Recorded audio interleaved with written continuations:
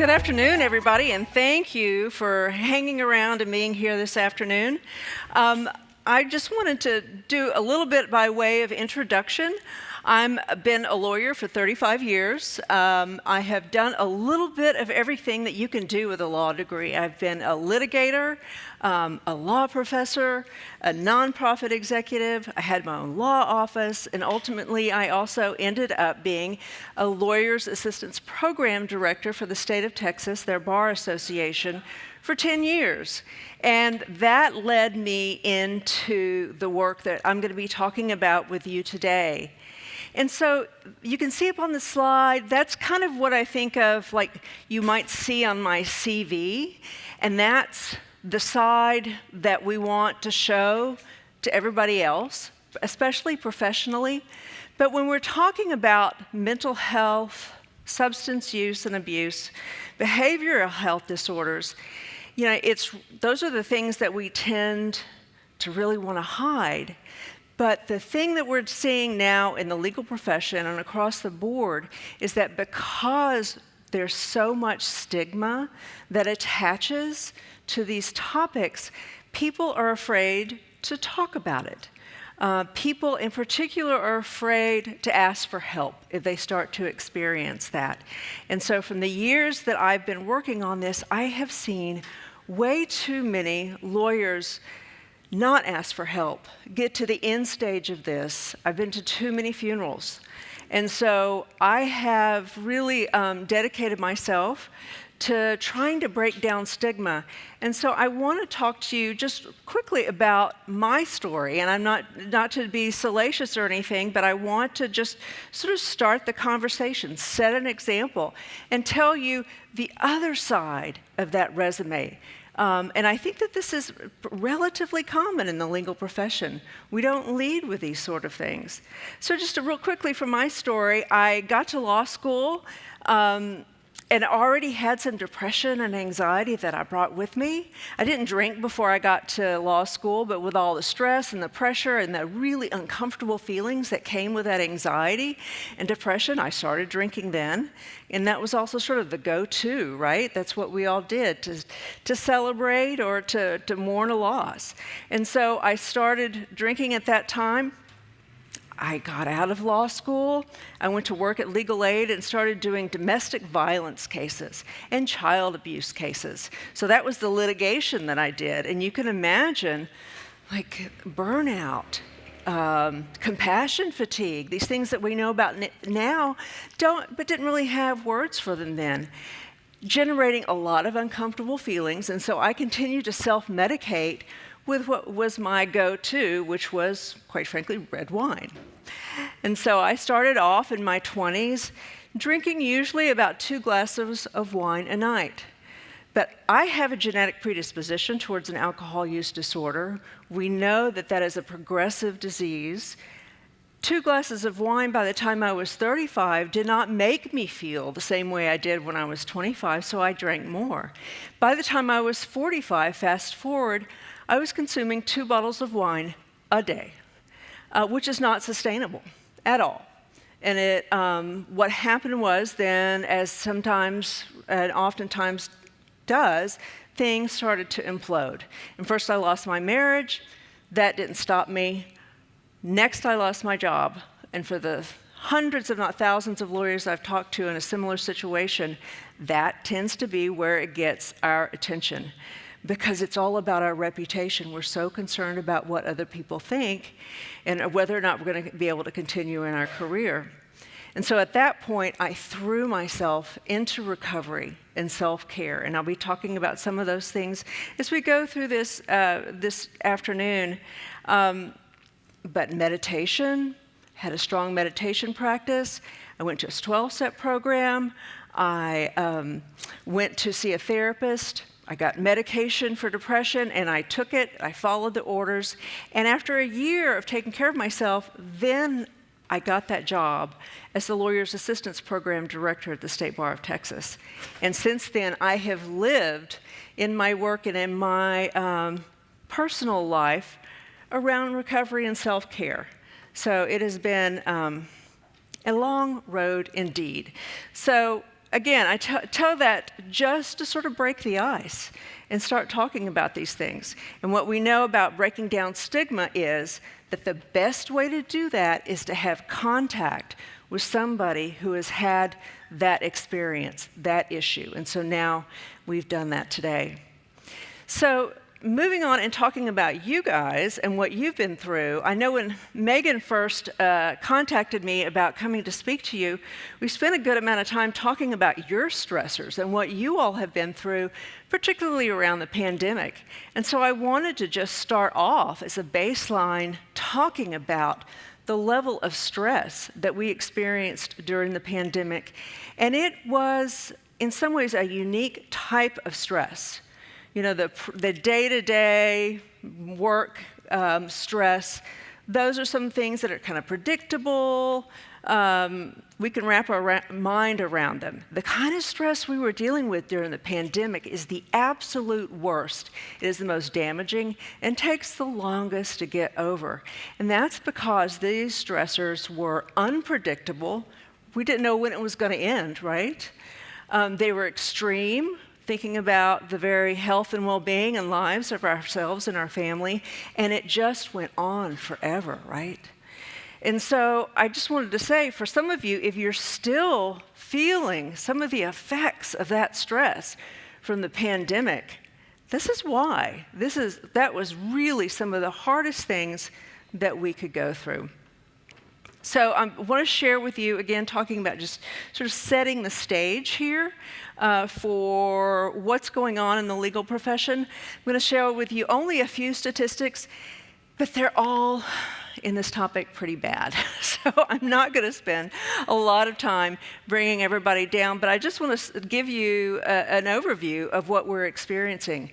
So in regards to hazardous drinking, and that is just a level below an alcohol use disorder. That's more than just occasional binge drinking.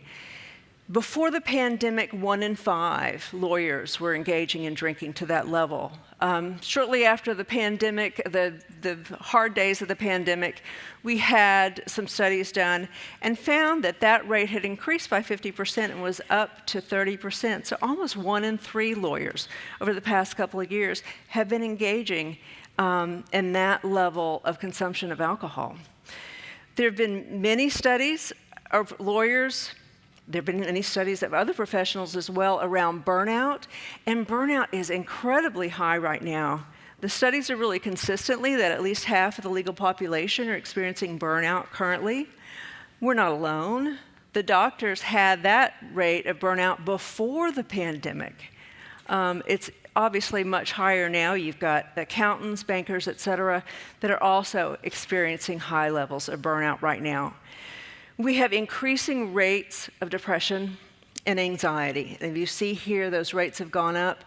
38% people believing, you ask, do you feel that you might be depressed? And people saying, yeah, I think I may be. That level. And then the final statistic, and I'm going to talk a little more, most about this at the very end, is that on top of everything else, we have a loneliness epidemic in the United States. Our U.S. Surgeon General released a report on this in May of this year. But basically, 35% of lawyers are feeling detached and alone in the world, isolated, without adequate community and connections, which really is degrading on our general well-being. A couple of other studies here looking at who may be suffering the most. The International Bar Association a couple of years ago did a study of countries around the globe, the lawyers there, and they found one of the things they found may not be surprising, but the well-being issues or poor well-being has a disproportionate impact on basically those who have been outside the traditional circle of power in the legal profession. I don't think that would be, if you think about it, that's not too surprising. There was a study also, and we're talking about disparate impact between men and women. If you think about, again, in the pandemic, the women, by and large, not only, but the majority, were also taking care of children, teaching their children, taking care of elders, family members, etc., and dealing with everything else. So taking that in mind, it's not too much of a surprise when you look at currently 1 in 4 women are contemplating leaving the profession of law entirely due to mental health, burnout, stress. Men are 17% of men, so they're not too far behind. But I think that statistic is really important when we think about all the work that's been done to sort of puncture that glass ceiling in the legal profession for women. We are on the precipice of losing ground in that area. And there's also a huge generational effect. So right now, there are for the most part, 4 different generational cohorts in the workplace together. And their attitudes and experiences with behavioral health issues are polar opposite. I tell people, we have really what's going on is a well-being movement in the legal profession. We need to make change. We need to break systemic and structural change. And I also tell people when I talk about this that it will change because when these millennials become the managing partners and the CPOs and the leaders in the profession, this will change because their values are so much different. And it kind of makes sense. If you look at the statistic down below in the second heading, look at who has left a job for a mental health reason. I don't think you'd be very surprised to see that these millennials, 24 to 39, the youngest members of our profession, half of them have already left a job because of a mental health reason. If it's not fitting their needs, they will leave. Whereas for my generation, baby boomers, we were taught, and what we do is we just dig in, pull ourselves up by the bootstraps, whatever is the metaphor you want to talk about, we hang in there, whether it's the best thing for us or not. And also a piece of it makes sense that the millennials are so attuned to this because they are experiencing rates of mental health disorders at astronomical levels. And we could talk about that for a long time, but really concerning. But rates of depression, 50% more than Gen X, the 40 to 55 group, and 110% more than baby boomers. So again, my point of showing you that is these folks that are going to be coming into power in the profession in the next couple of decades, I think they're going to do a better job around these issues than we have so far. I wanted to provide, because I'm talking about a couple of these issues that are particularly prevalent. And so I talked about burnout, and at least 50% of the profession is experiencing this. So I wanted to give you just a self-assessment. By the way, these slides are in your materials, but I'll at some points encourage you to take a picture of a slide, and sometimes I have QR codes if you want to access additional information. So just something to think about. The issue with burnout is primarily that the resources that you have to bring to a project are constantly outrun by what's being demanded of you. And then that continues over an extended period of time. And it's an important issue, something to pay attention to in this realm, because once a person is experiencing burnout, that really creates the ground for these other issues to start to bubble up. So I encourage you to take a picture of that if you want to do this as self-assessment or look at that in the materials. And the other piece or issue that so many people, about 3/4 of lawyers are experiencing is real persistent anxiety.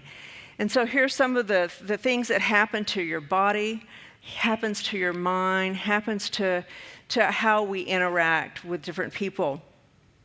And I wanted to just in particular share with you if some folks here think that they've been dealing with a lot of anxiety and it's just been going on for a long time, these are the 6 criteria for being diagnosed with a generalized anxiety disorder. So experiencing these 6 things most days for 6 months.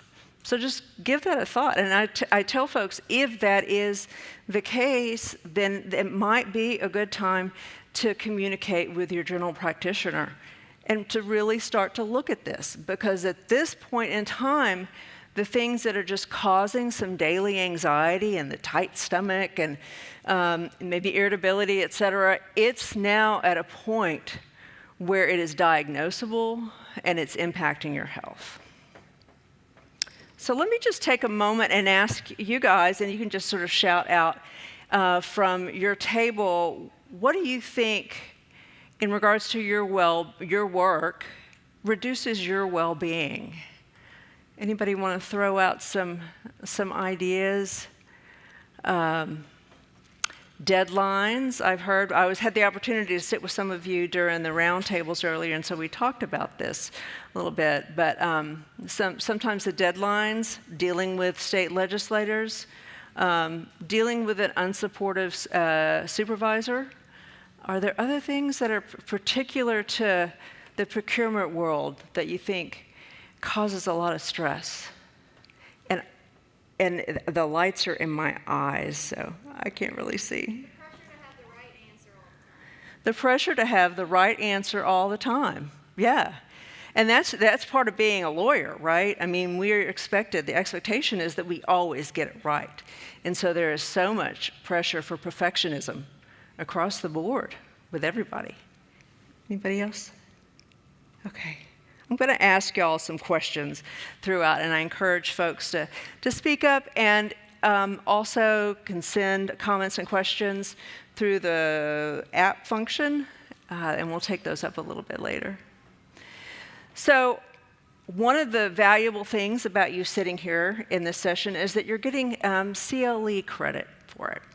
And so that's why we're going to take a moment for ethics and the intersection between well-being and professionalism. And I'm going to go ahead and fly through this because I know this is a little bit drier than some of the other things that we talk about. But there really is an intersection between our well-being, maintaining our well-being, and our professional responsibility as lawyers. Starting right at the opening of the book, 1.1, and our duty of competence. So we have an obligation to provide competent representation. California now has had that for a little while in their black letter law. Virginia and Vermont have added to their comments, and there are other states that are starting to add that your mental well-being is a piece of your duty of competence. You need to know the law, et cetera, but you also need to have take care of your mental and emotional health such that you are able to provide adequate services and representation for your clients. If these conditions come up, you may have a duty to not take a case or to withdraw from a case. I don't know that I have ever seen that happen, though. Lawyers are not very willing to lose business that quickly.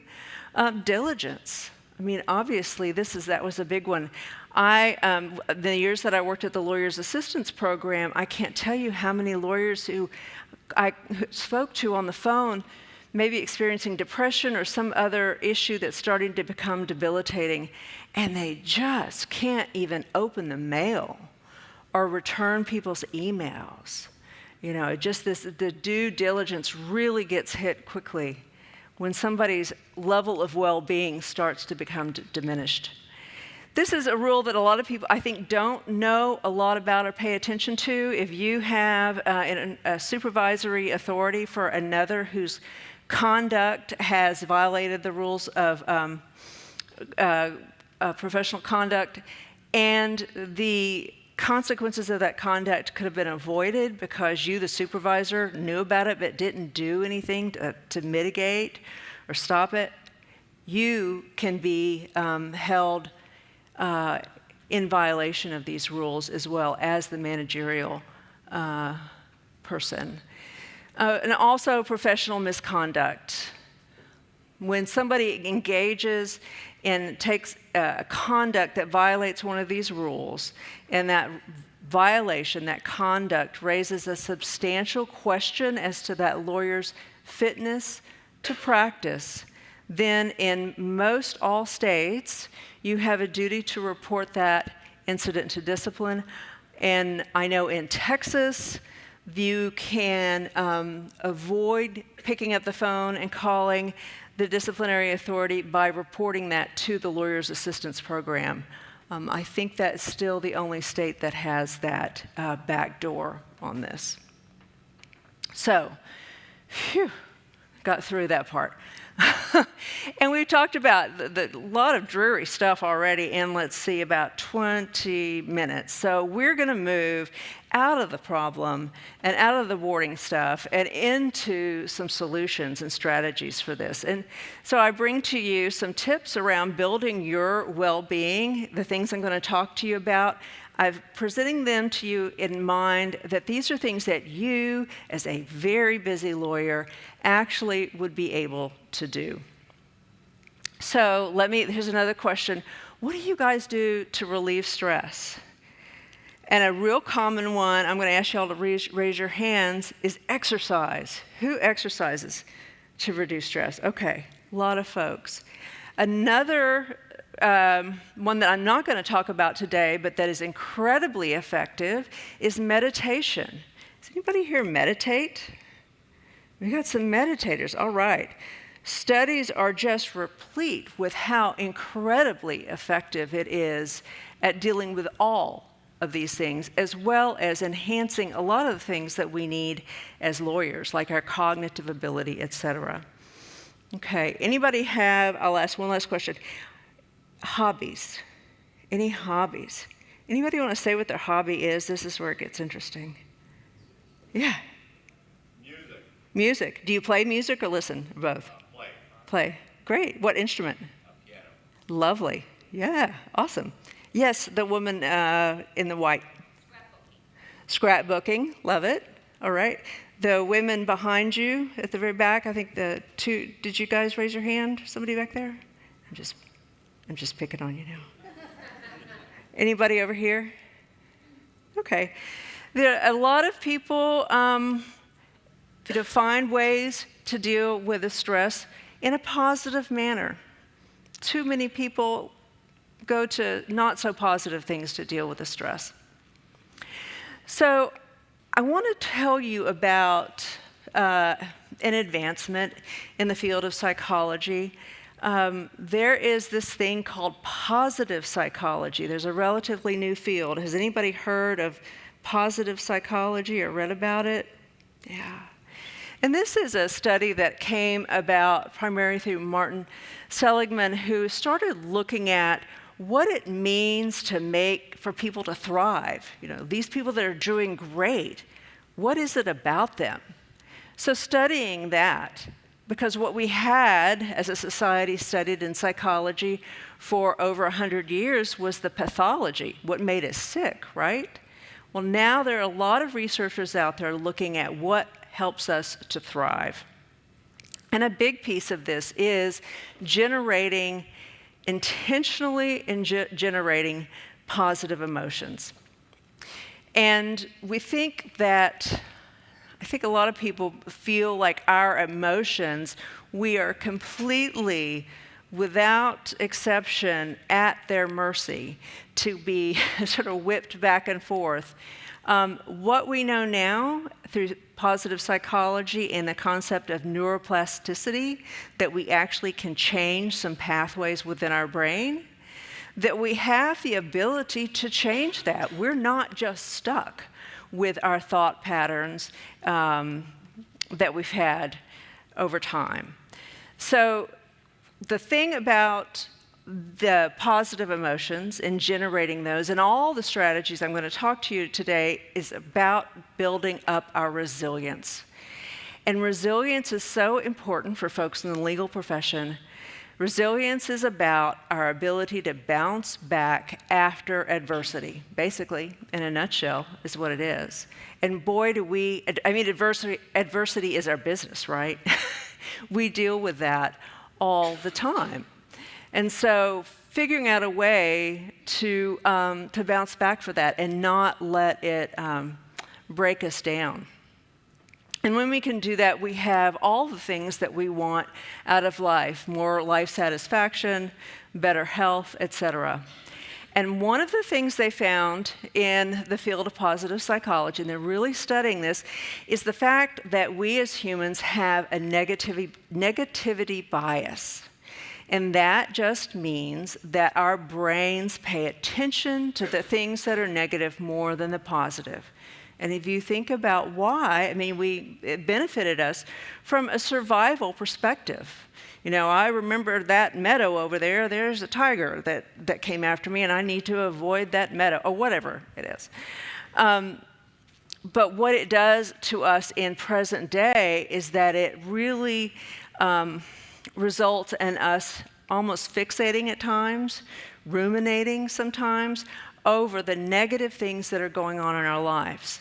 And what the researchers have found is that you can move the dial on this. You can have some impact on this, focus on negativity by actively cultivating positive experiences and emotions. And what they found is for each bad experience, you need 3 positives to counterbalance that. So we're going to be talking about some of the ways to do it. The strategy around gratitude, a gratitude practice. This is something that has been incredibly popular for at least the last 5 years or so. Who has ever had a gratitude practice? Anybody? Okay, yeah. Some folks here too. This, I would say, is one of the most efficacious strategies. It is efficient and effective. So this study right here, I'll just share with you. If you look at I just did that wrong. If you look at this line right here, these are people who won the lottery, right? We think if we could win the lottery, everything would be okay. And in fact, their happiness went way up here, but over time, because of what's called a hedonic set point, our tendency, what we do is we just kind of start moving back after a big happy thing or a big negative thing. We start to slide back to our general set point. This blue line is reflective of people who have maintained a gratitude practice over that period of time. And so you can see at the end of 6 months, there really is a difference. And I think that's really pretty compelling. And I'll tell you that I've done this myself. I'm not going to suggest something that I haven't practiced myself. And I figured out why this works. And I'll tell you what I did. I had a friend of mine, so I had a gratitude buddy. And we agreed that 3 times each week, and we're going to do it for a month, as soon as we got to the office or opened our computer, that we would quickly email each other 3 things we were grateful for. Now, you can't say the same thing over and over again. It's not always your kids or, that sort of thing.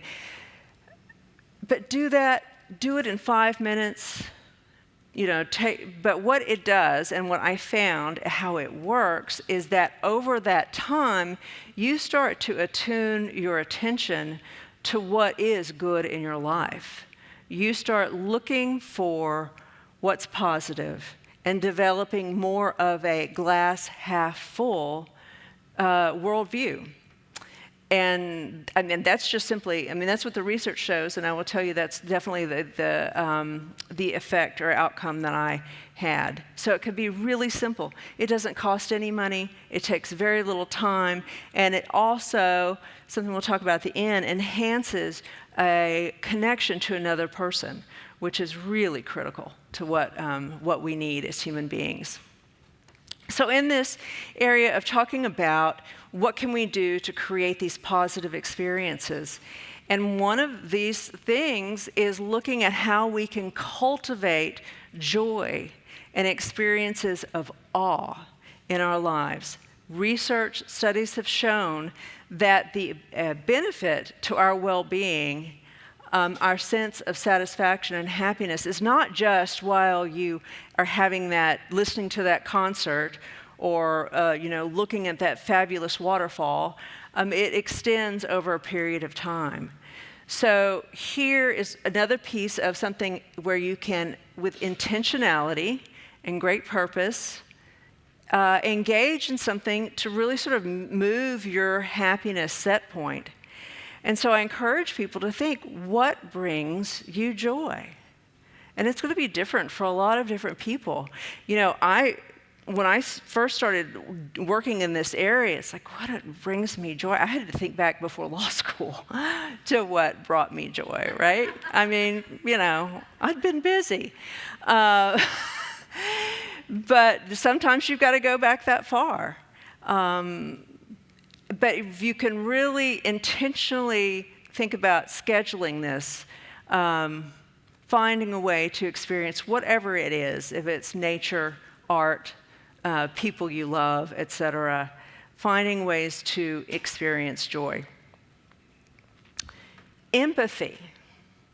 Empathy is really a superpower, I think, especially for lawyers and folks in the legal profession, and that may seem counterintuitive.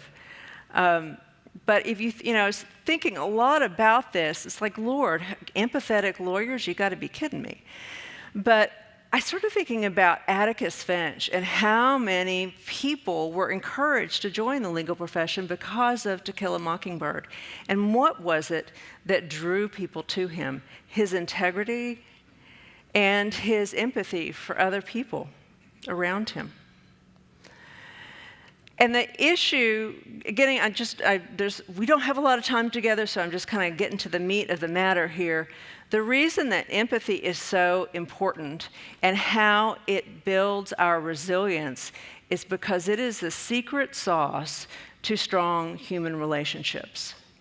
If you can be empathetic with people in your workplace in particular, if you have any supervisory responsibilities and can exhibit empathy or empathetic communication with the people that work for you, that really can start to become a game changer.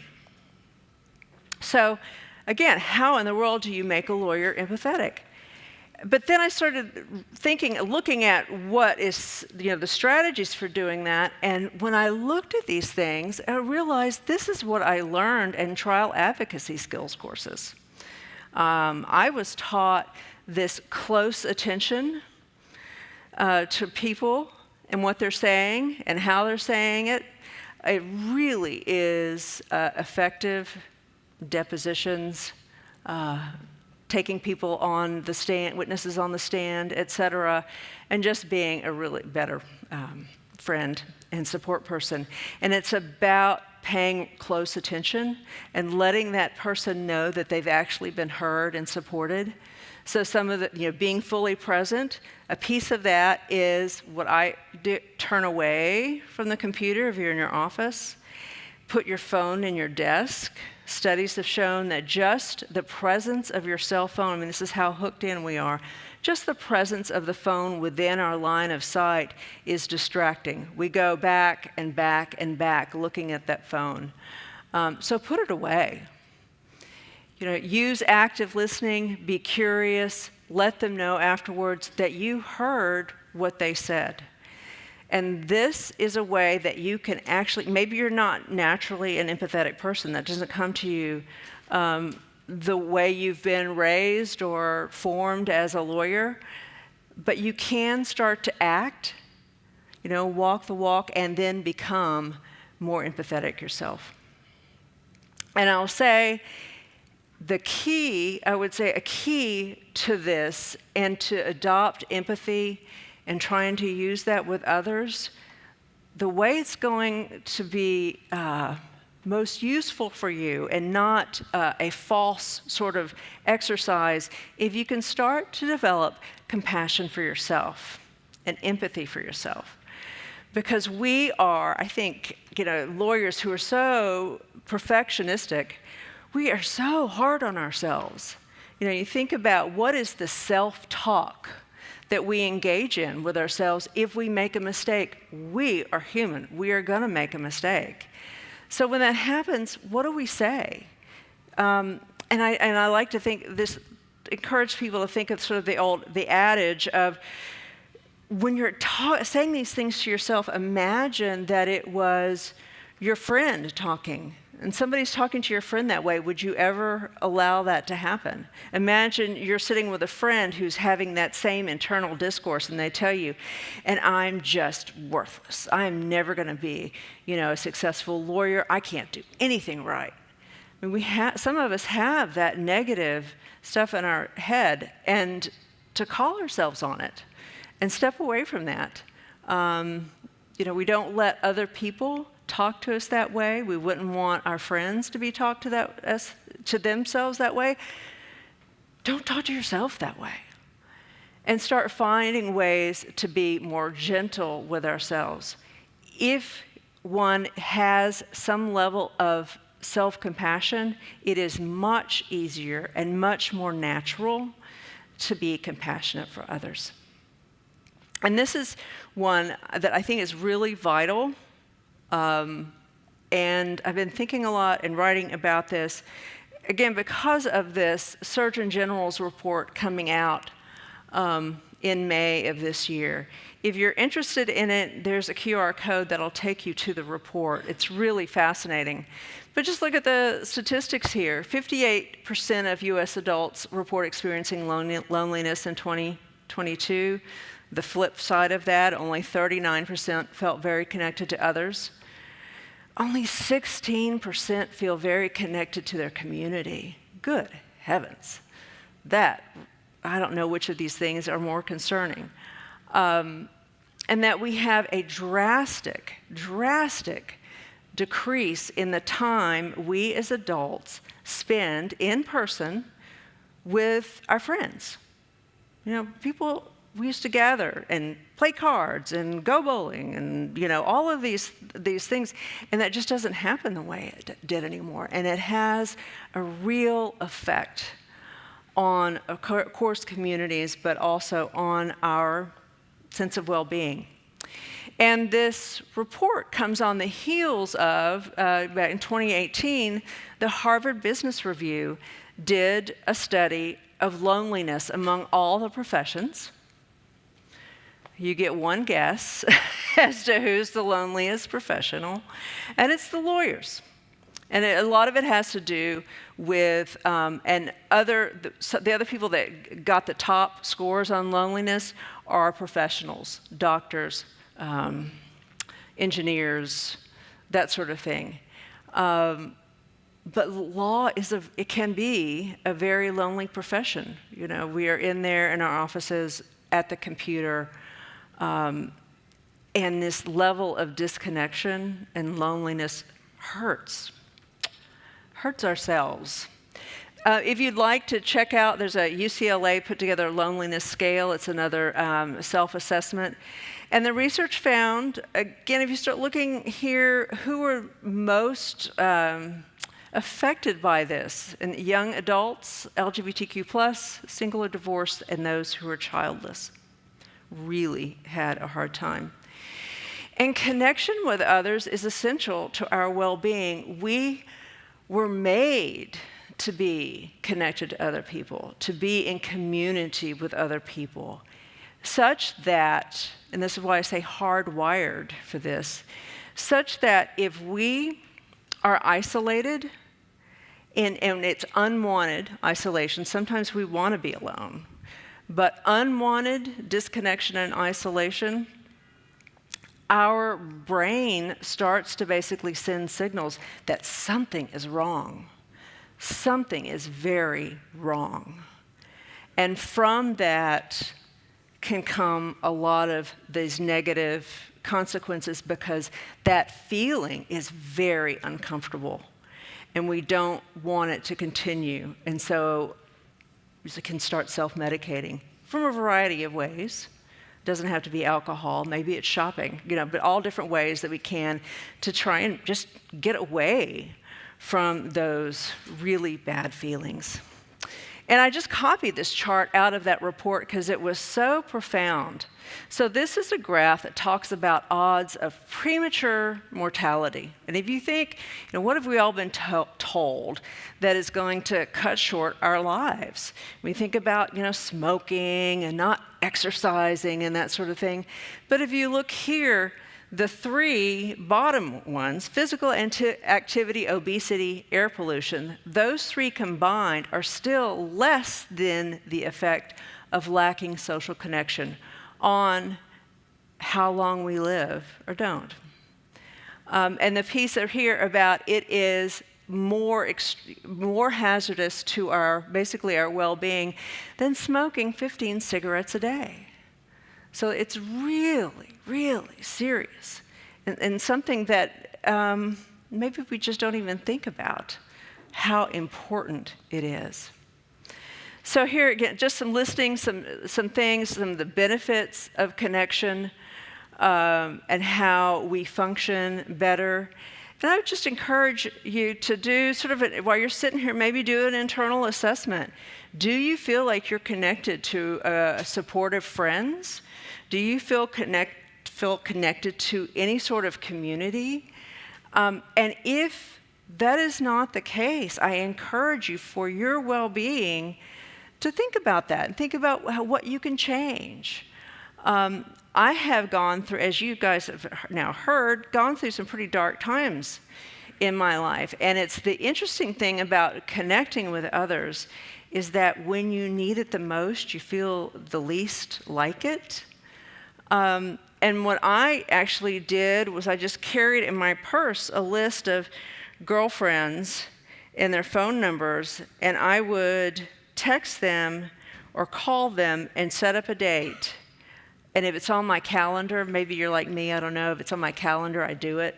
So I don't feel like going out to lunch if I'm extremely depressed. I don't want to do that, but I know it's good medicine for me.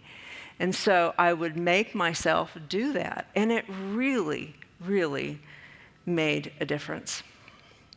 So how much time we have? 15 minutes, I think? Yeah.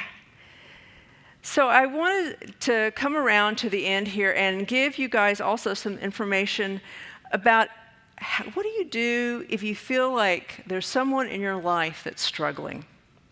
And the rates of these problems, of depression, et cetera, we know are so high, but we're never been taught what to do in the face of that if we're concerned about somebody. This is just not common knowledge.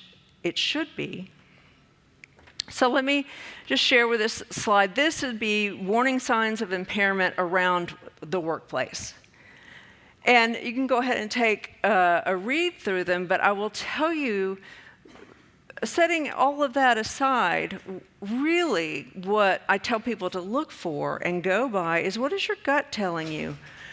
We, as human beings, are able to know or sense a lot of times, if you put your antenna up, that somebody in your life is struggling. Even if they haven't come to you and told that or said that, you could say, I've known that person for a long time, and there's something wrong because they have changed. So what I've always advised people is look for significant and persistent changes in behavior. Some of the things that can be is, for example, if somebody, has been relatively open and talks to folks, but now if you're in an office setting, they get to the office and go in and shut the door. And they don't interact with other people, or they don't return your emails or your calls when they always have. I mean, these are just some ideas where we can tell there's something wrong with this person. So I like to engage in what is really, this would be mental health CPR in a way. It's something that would be taught in a mental health CPR class. And the protocol for intervention is to have a conversation with that person. And I've done this. I did this for a living, actually, when I was at the Lawyer's Assistance Program. It is hard. It takes a lot of courage. just as if you were called upon to do CPR.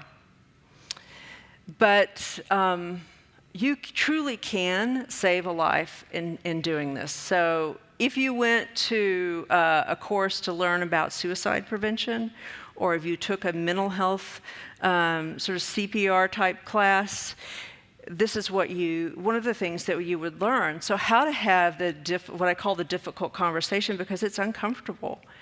But to find a space where there's privacy.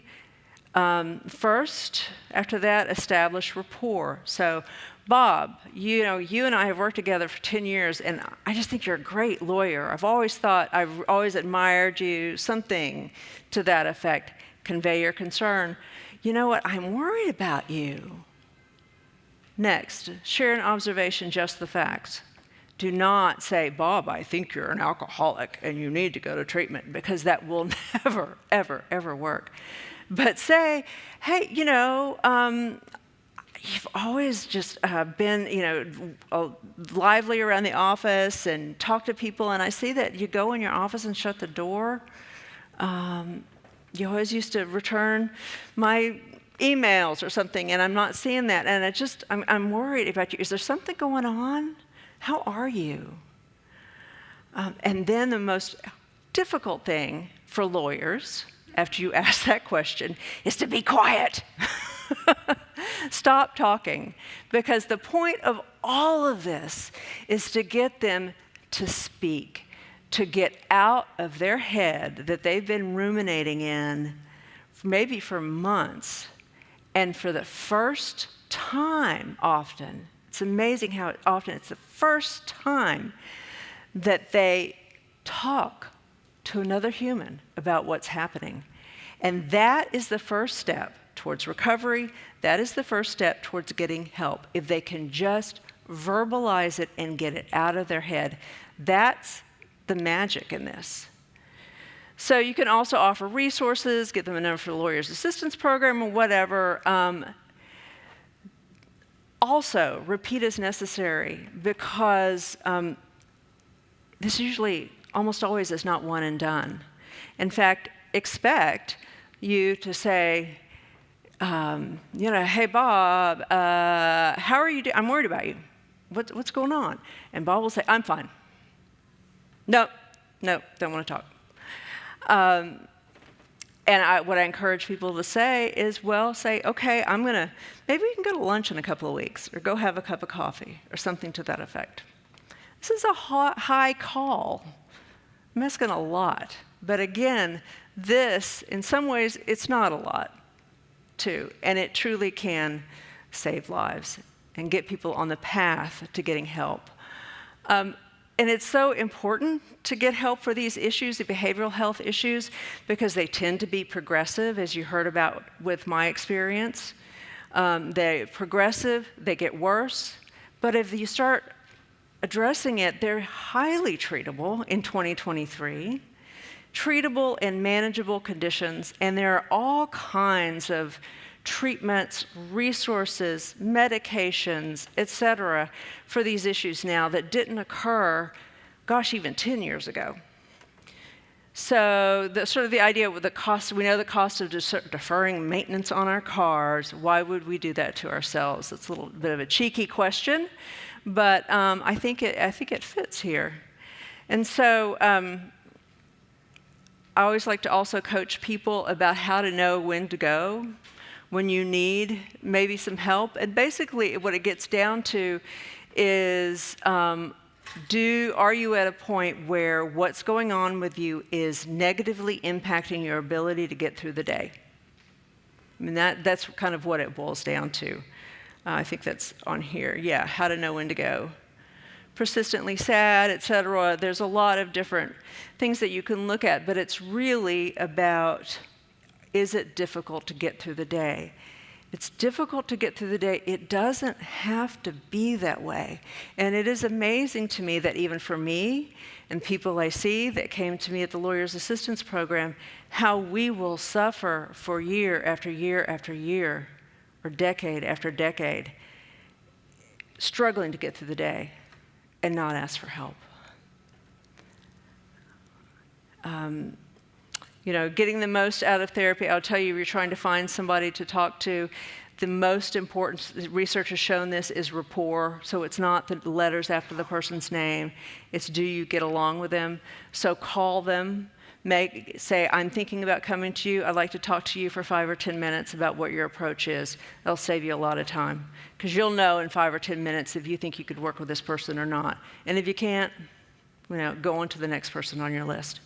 The other thing, if you're thinking about this for yourself or others, a great way to find out who to go to is call the Lawyers Assistance Program in your state, because they keep lists of therapists that they know who work with lawyers.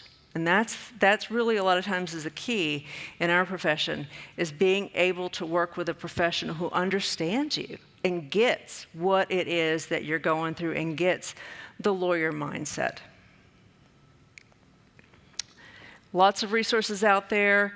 You should know that in this day and age, because of federal parity laws, insurance companies have to cover behavioral health and physical health at the same level. Again, the Lawyers Assistance Program, they're available 24/7. You can call at 3 o'clock in the morning. I used to do that, or get those calls. They're confidential, it's free, and if you don't want to share your name because you're just not really sure it's confidential, which it is, you can ask for help anonymously. Another really important thing to know, especially if you have responsibilities in the office, responsibilities for other people, to know, we've had 911 forever.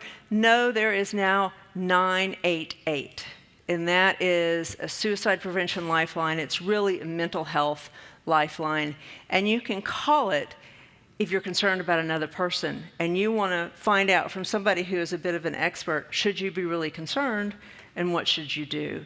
So this is a great little tool or resources that you have to carry in your back pocket. So I see we've got 6 minutes for questions, and go ahead, Megan. Yes, so we've got some good ones. So first, I want to read this one. Mm-hmm. Thank you to the presenter for sharing her story and for being vulnerable. That takes a lot of courage. I agree with that. It does. Also, if they hard. want to redo the lottery study, I volunteer as tribute for the lottery group. So thank you to that person. This is a great question, Bree. How do you balance being a caring colleague for someone and having that conversation with the need for appropriate workplace boundaries? Mm-hmm. We don't want to end up in HR, but we want to help somebody. Yeah. It can be sticky, and it depends on whether or not, I would say, how I would comb this out is the person you're having the conversation with a peer, or is it somebody above you in hierarchy, or somebody that works for you? And especially if you're trying to talk to somebody above you, you're probably going to have to end up in HR. That's just the rules by which we have to live. The strategies that I'm talking about are most effective and simpler when it's peer. But if it's within your chain of command, you need to stop, take a second to think about things like, ADA and HR policies. Just be mindful and think about it. That's where it gets more difficult, but that doesn't mean that you just throw it out the window and give up. Yeah, and I will say, sometimes you're not the best person. And a lot of times, if it's really significant, know that there's probably a good number of people in the office who are having those thoughts that there's something wrong, and maybe finding a way to get the person who is best situated to have that conversation. And I guess that's a nice cadre into this next question, which is, how do you balance the responsibility that you have as an attorney to say, I don't think this person is doing a great job as an attorney, right? You've missed deadlines, I've covered for you maybe, and I'm concerned about that. Could you talk a little bit about that responsibility that we have, I guess, to our profession as well as to our fellow humans? Yeah. I think that that takes, again, a lot of this takes a lot of, all the topics around this take a lot of courage. And so I think having a talk with that person and discussing with them, I mean, you're going to, if you're again in a managerial relationship with that person, it's going to be a little bit different. If you are now looking at perhaps this is a disciplinary kind of conversation, maybe hopefully you could have that conversation before you get to that, because on this, HR usually is sequential and multiple interventions. So yeah, there's not a lot of easy answers to that. We also have a comment. I once heard a great point about lawyers. We are storytellers. So when we're heading for a crisis personally, we can even spin stories about ourselves and therefore not ask for help or admit a problem. Yeah. And that hits on the idea of denial. And so I had people ask me, I recorded a podcast just a few days ago. I was the guest on a podcast, and I was telling my story. And they're asking about how could you live that way, basically, is what they're saying. And with an alcohol use disorder, a substance use disorder in particular, but also I see it in depression, because of the shame and stigma, really, there is so much denial. And it is amazing what our minds can forget, cover over. When I lost that job and everything came to a head, I had completely forgotten that a year before, my supervisor had pulled me aside and said, if you ever drink in a setting again, you're toast. Completely forgot about it. How do you forget that? But that is the power of denial. Yeah. And one thing I always say is, I think as attorneys, when you ask someone, hey, what do you do? And they say, oh, I do this or I do that. We say, I am an attorney. Yeah. And it's this thing you take on as part of your personality and part of who you are, even when you are not in the courtroom or in your office.